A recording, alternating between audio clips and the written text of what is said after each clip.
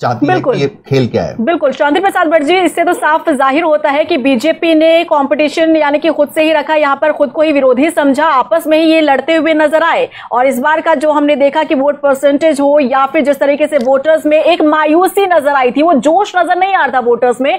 हमने कल की तस्वीरें देखी, पूरे दिन भर हम लगातार कवरेज करते रहे, लेकिन वो जोश जो होना चाहिए वोटर्स में, 5 साल में लोकतंत्र का पर्व एक बार मनाने का मौका मिलता है, वो जोश वोटर्स में नजर नहीं आया। देखिए रीना जी, आपकी बात बिल्कुल सत्य है। जनता असमंजस में थी कि वोट करें किसको।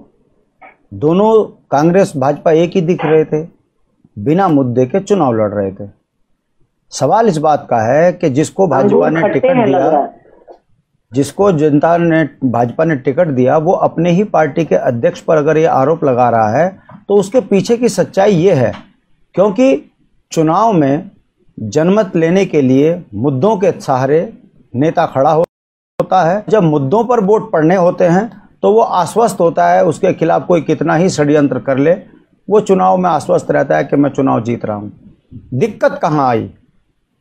पैसा लगा, बहाया पैसा, 10-10, 15-15, 20-20 करोड़ रुपए खर्च करने जिस तरह की चल रही है उत्तराखंड में, ये जो प्रवृत्ति है, इसका डर कि मैंने पैसा लगा दिया, कहीं हार गया तो क्या होगा, ये वो बौखलाहट है।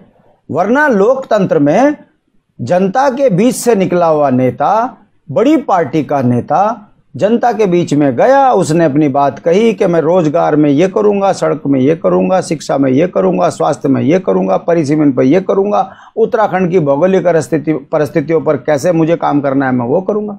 जनता समझती, वोट देती। जो कॉर्पोरेट कल्चर इस समय लोकतंत्र में हो गया रीना जी, मैं आपके संज्ञान में लेके आ रहा हूं। शहरों में पार्षद, गांव में प्रधान, क्षेत्र पंचायत, जिला पंचायत, इन पर मोटा रुपया खर्च करके जनता को प्रभावित कर कर सत्ता के मत पर जो डाका डालने की मानसिकता राष्ट्रीय पार्टियां कर रही हैं, ये उसी का परिणाम है कि इधर प्रदेश अध्यक्ष पर आरोप लग गए और उधर हमारा भाई जो बुनियादी चीजों पे, नौजवान लड़का रुद्रप्रयाग में जनता के बीच में संवाद कर रहा था, उसको इतना मार दिया। अगर मर जाता तो? कौन लोग हैं वो जो लोकतंत्र के इस महापर्व में अपने कुकृत्यों को छुपाने के लिए बौखलाहट में विपक्षियों को मारना भी शुरू कर दिया? रीना जी, ये तो अभी शुरुआत है। इसके परिसीमन के बाद पर्वतीय मूल का व्यक्ति घर घर ऐसे ही पिटेगा अगर उसने इन राष्ट्रीय पार्टियों के खिलाफ बुनियादी चीजों पर ललकारना शुरू करा तो। वरना शांतवादी रुद्रप्रयाग में मोहित डिमरी पर हमला और जिस तरीके से लोकतंत्र के अंदर वोटों पे डाका पड़ रहा है, ये बहुत अच्छी लोकतंत्र की प्रक्रिया परंपरा नहीं है। हम देवभूमि के लोग हैं, हमारा ये मानना है आप उत्तर प्रदेश में को करना हो करो, कम से कम देवभूमि के अंदर देव संस्कृति को कलंकित ना करो। दुर्भाग्य यह है कि इन 22 वर्षों में मेरा लिए सबसे बड़ा दुख का कारण यह है कि चुनाव के समय मुद्दों पे बात ही नहीं हो रही है, अखबारों से खबरें छुप रही है, प्रायोजित मीडिया, प्रायोजित खबरें और भ्रमित करके। मैं गवाह हूं, 36 यमकेश्वर विधानसभा के अंदर महिलाओं को इस बात से डराया जा रहा था कि यदि आपने किसी अन्य को वोट दे दिया तो आपकी पेंशन खत्म हो जाएगी, 5 किलो गेहूं मिलना बंद हो जाएगा और मोदी जी चुनाव हार जाएंगे। बताइए, जो व्यक्ति इतना झूठ गांव में प्रचार कर रहे हैं, हमारी भौगोलिक परिस्थिति पहाड़ की अलग है, गांव के अंतिम व्यक्ति तक पहुंचने में और बात को समझा पाने में अन्य पार्टियों के व्यक्ति इतने मजबूत नहीं होते जितने भाजपा। आपने कार्यक्रम करा गांव में, आप निकले, उधर सामान पहुंच गया और पहुंचते फिर वही कि ये सब मोदी जी के खिलाफ हैं, मोदी जी हार जाएंगे, देश में संकट हो जाएगा।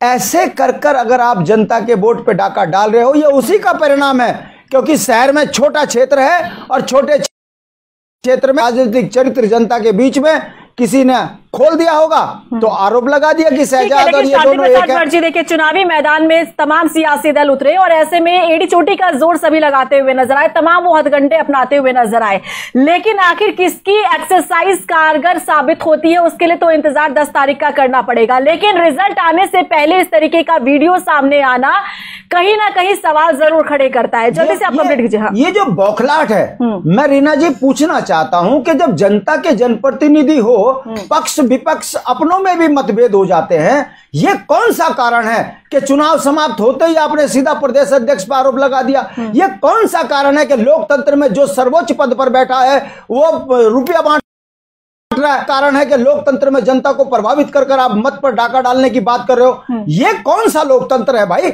उत्तराखंड के बुनियादी सवालों पे बोलने को तैयार नहीं हो, 26 के परिसीमन पर बोलने को तैयार नहीं हो, भूमि बंदोबस्त होगा, किसान की जमीन पर सरकार कब्जा कर लेगी, इसमें बोलने को कोई तैयार नहीं है। इन 5 सालों में भाजपा ने 50,000 प्रतिवर्ष रोजगार देने की बात कही, पूरे चुनाव में किसी अखबार में नहीं छपा।